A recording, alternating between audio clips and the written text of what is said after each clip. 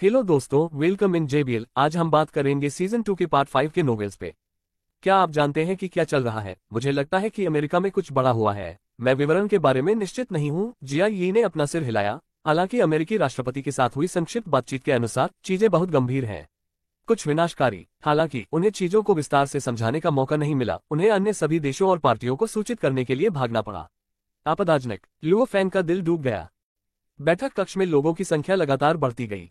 कमरे में माहौल तनावपूर्ण था। 5 मिनट बजने से पहले सभी प्रतिनिधि, 5 महान देशों के नेता, HR एलायंस के अध्यक्ष और लोग सभी आ चुके थे। ऐसा कहा जा सकता है कि उस थोड़े से समय में पृथ्वी की सारी शक्तियां, नेता और सरकारें उस एक स्थान पर एकत्रित हो गई थी। पहला प्रतिनिधि यहाँ है, अमेरिका के राष्ट्रपति भी यहाँ है। लुओ फेंग ने अपना सिर घुमाया। हॉन्ग थंडर गॉड के साथ मोहेंडरसन और अन्य लोग एक साथ पहुंचे थे, उनमें राष्ट्रपति भी थे। मीटिंग रूम में अचानक सन्नाटा छा गया। अध्यक्ष सीधे मंच पर गए।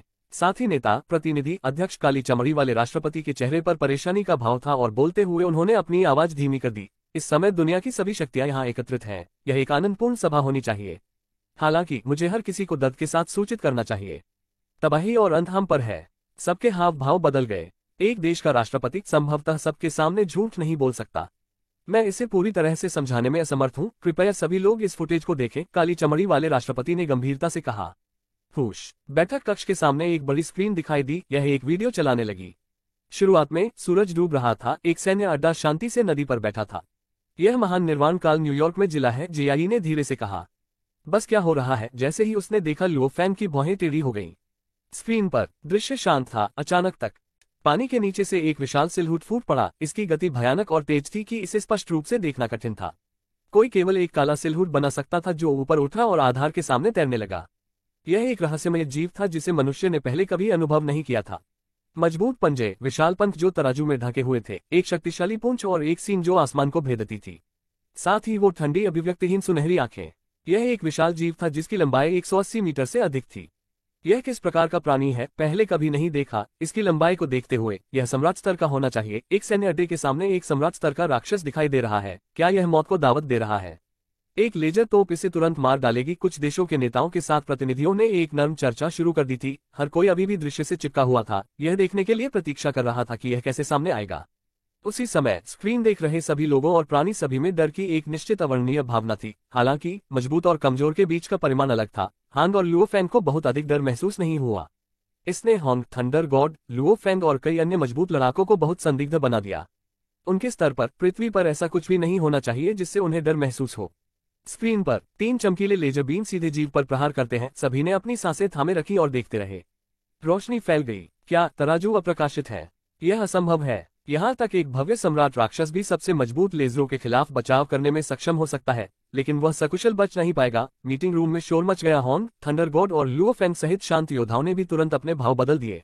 लेजर बीम की शक्ति के तहत भव्य सम्राट राक्षस, हांग और न ही लुओ फैंग सकुशल बच निकलने में सक्षम नहीं होंगे।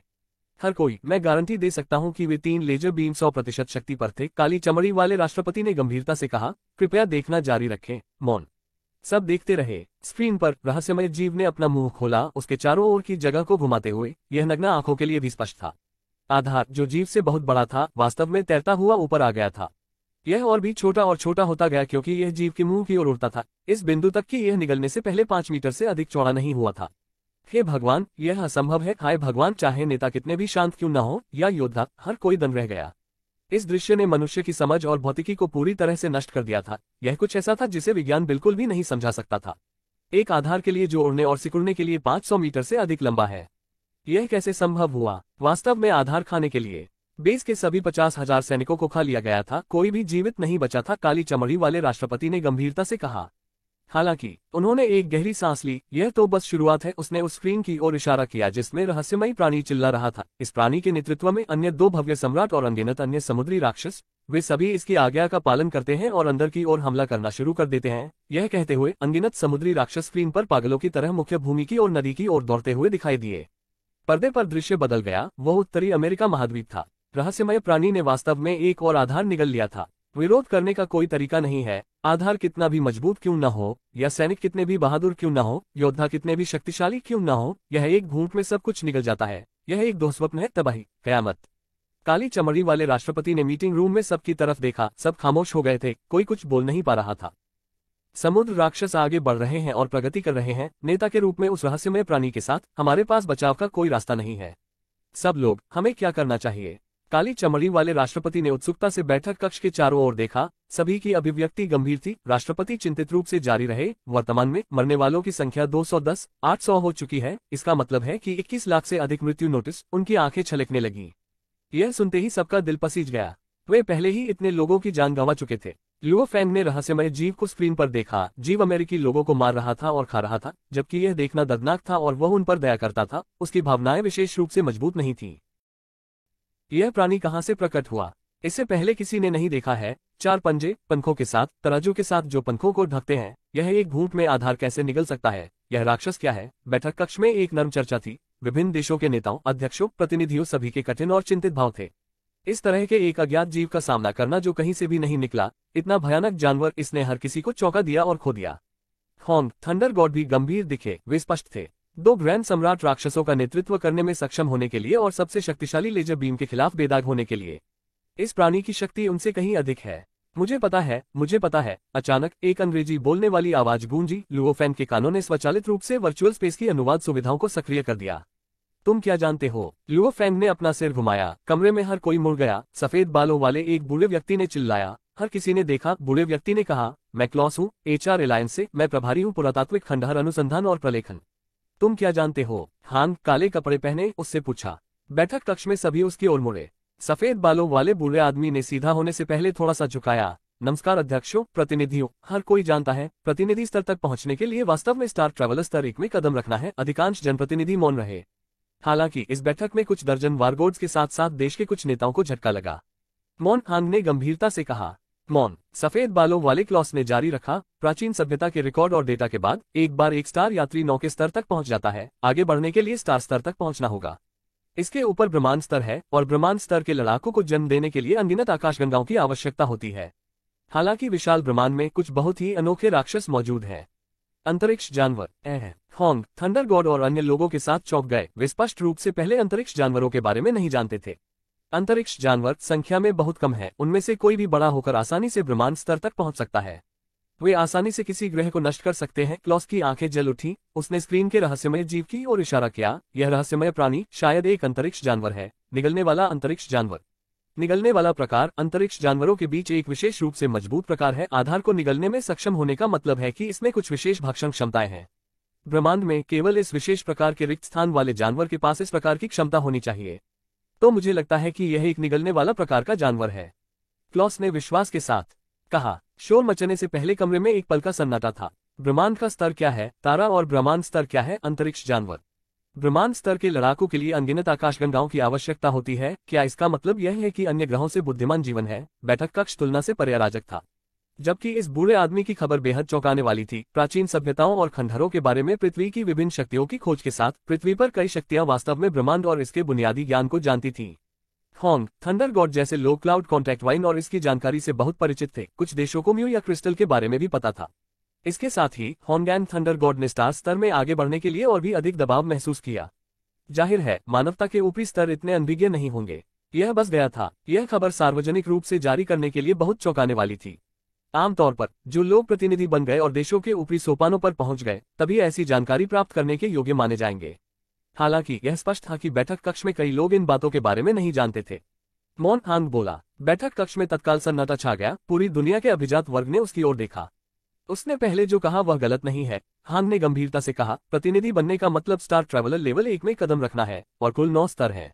इसके ऊपर स्टार लेवल है और इसके ऊपर यूनिवर्स लेवल है। ब्रह्मांड स्तर के योद्धा बेहद मजबूत होते हैं। वे आसानी से एक ग्रह को नष्ट कर सकते हैं। मैं किसी और चीज के बारे में अधिक नहीं बताऊंगा। होंग की आवाज बर्फ की तरह ठंडी थी। मुझे केवल इतना पता है कि यह रहस्यमय जीव, जो वास्तव में एक अंतरिक्ष जानवर है, एक ऐसी आपदा है जिससे छुटकारा पाना मुश्किल है। इस संकट से निकलने के लिए हम सभी को मिलकर काम करने की जरूरत है। क्लॉस, क्या आप अंतरिक्ष के जानवरों के बारे में सारी जानकारी यहाँ भेज सकते हैं? क्लॉस जम गया। उसने अपने पीछे HR एलायंस के अध्यक्ष इसाडोरा को देखा और उसे सिर हिलाया। ठीक, क्लॉस ने सिर हिलाया। ओह, क्या आप मुझे बता सकते हैं यह अंतरिक्ष जानवर लगभग कितना मजबूत है? क्या यह ब्रह्मांड स्तर पर है? हांग ने गंभीरता से कहा। यदि यह ब्रह्मांड स्तर का अस्तित्व था, तब विरोध की कोई जरूरत न होगी, क्योंकि करने की शक्ति ही नहीं थी। मानवता के जीवित रहने और आने वाली पीढ़ियों के लिए निकासी प्रक्रियाओं की व्यवस्था करना ही एकमात्र तरीका था। नहीं, यह निश्चित रूप से ब्रह्मांड स्तर पर नहीं है। सफेद बालों वाले बूढ़े ने अपना सिर हिलाया। मेरी गणना के अनुसार और मुझे जो पता है उसके अनुसार एक ब्रह्मांड स्तर का अंतरिक्ष राक्षस कम से कम कुछ 1000 मीटर लंबा होना चाहिए। कुछ पागल भी हैं, कुछ 10,000 मीटर लंबा। यह विशेष रूप से भक्षण करने वाला जानवर केवल 180 मीटर का कुल है। मेरी गणना के अनुसार यह शायद 8 या 9 का एक सितारा यात्री है, शायद एक सितारा स्तर। हांग और थंडर भगवान ने एक दूसरे को देखा। यह एक ऐसी दुर्दशा थी जिसे मानवता को विरोध करने का मौका मिल सकता था। लुओ फैंग ने स्क्रीन पर रहस्यमय जीव को देखा। यह वास्तव में अनुमान लगाना आसान था। एक भव्य सम्राट राक्षस एक स्टार यात्री स्तर 6 के बारे में था। यह विशेष प्राणी बहुत मजबूत था, इसलिए एक सितारा यात्री स्तर 8 या 9 या एक सितारा स्तर भी संभव था।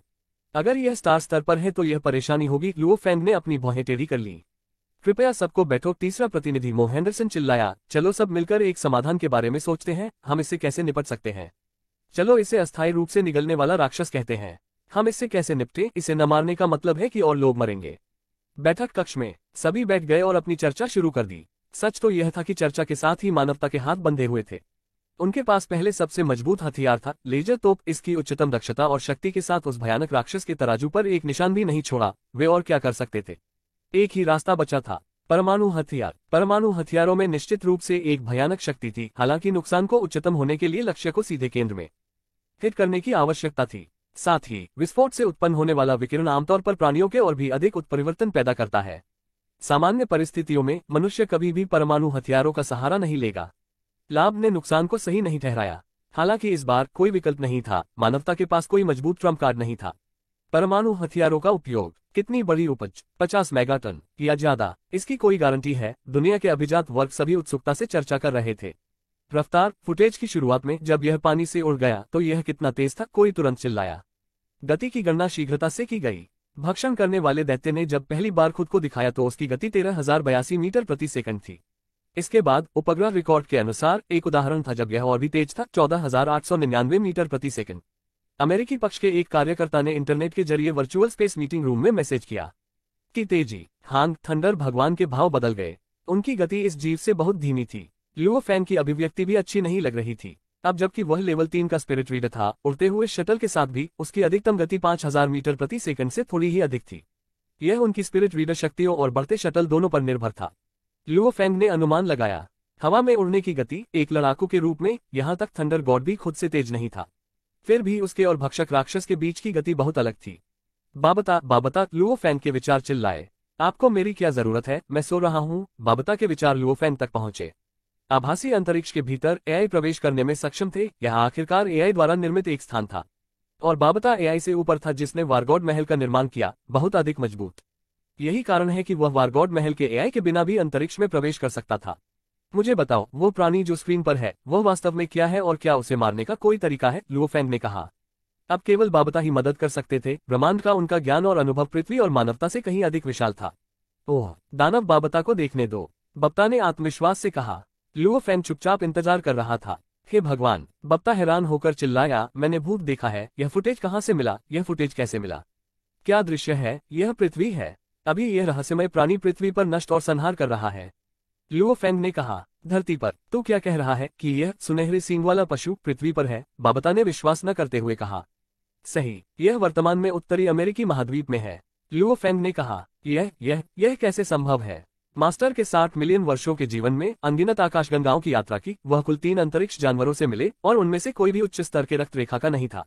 बाबता को इस पर विश्वास नहीं हो रहा था और एक सुनहरे सींग वाला जानवर वास्तव में पृथ्वी पर आ गया। लुओ फैंग असंतुष्ट था। बाबता, अपने आप को स्पष्ट करो। याद रखें कि मैंने आपको पहले क्या कहा था। ब्रह्मांड में अंतरिक्ष जानवर वास्तव में शक्तिशाली हैं और अंतरिक्ष जानवरों में विभिन्न रक्त रेखाएं हैं, विशेष रूप से 3 प्रकार। उनमें से एक सबसे मजबूत है, वह जो परिपक्वता तक पहुंचने पर एक क्षेत्र का स्वामी बन जाता है।